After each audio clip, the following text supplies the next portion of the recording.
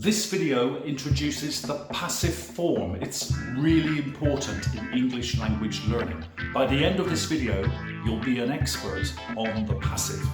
Let's go.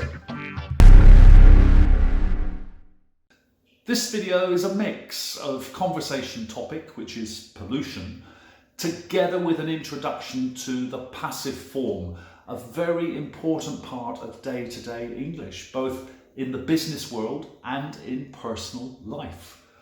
Coming up, we've got a great animation where you will find a lot of examples of the passive.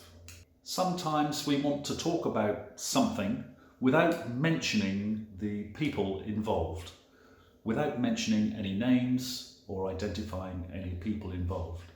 When you want to do that, you can use the passive form. The passive is formed by using the verb to be plus adding the past participle. Compare this active sentence with this passive sentence. In the passive sentence, people are not important. Every verb has a past simple form and a past participle form. In regular verbs, we just add ed to form the past participle. So, the past participle of walk is walked.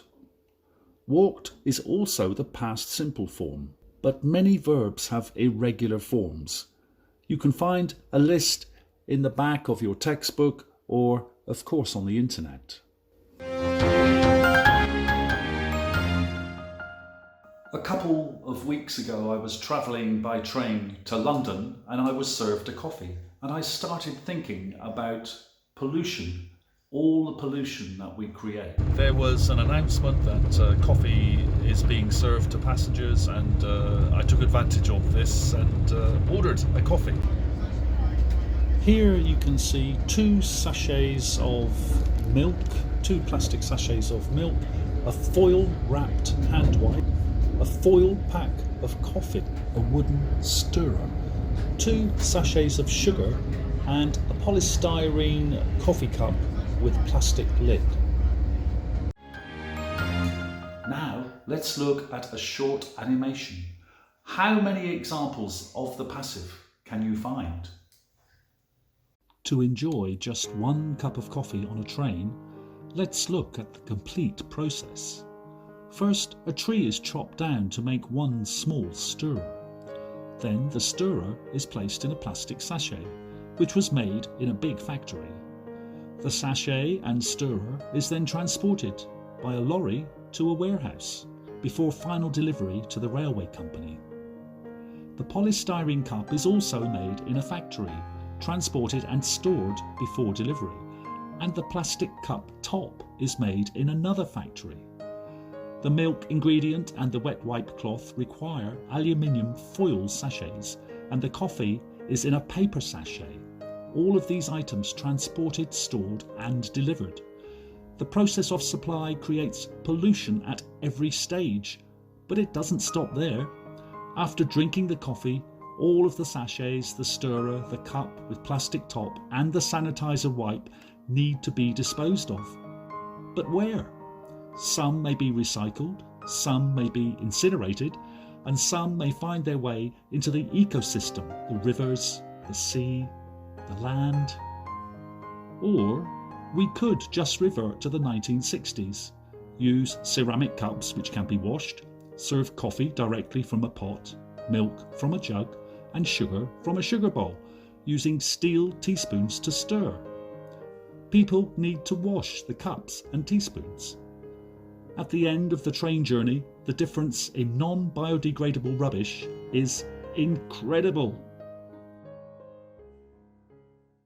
How many examples of the passive did you see in that clip? Here they all are.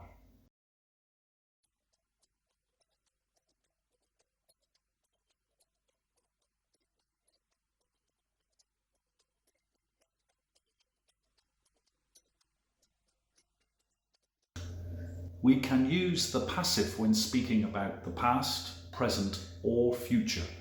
We can also use the passive with modals such as could, should, etc.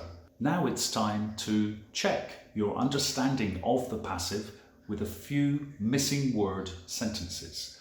You can freeze the video if you like. With these 4 sentences, the first thing we need to decide is, are we talking about the past, the present, or the future? Or perhaps are we using the passive with a modal? The first one, this car made in Nagoya, it's the past. This car was made in Nagoya. Number 2, this room cleaned every day. We have a time reference which is every day.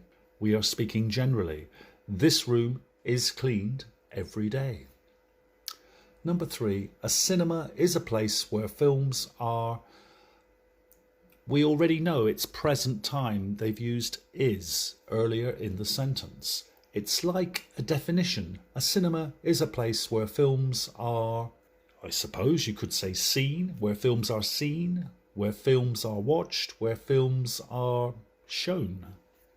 Any of those. Number 4, originally this book in Spanish. Originally, it seems to be speaking about the past. Originally, this book was written in Spanish. If this is your first introduction to the passive, I hope it was useful. I'll put a couple more practice sentences in the comment section after this video. If you have any questions, please write to me in the comment section. I really hope you enjoyed this video. Have a great day.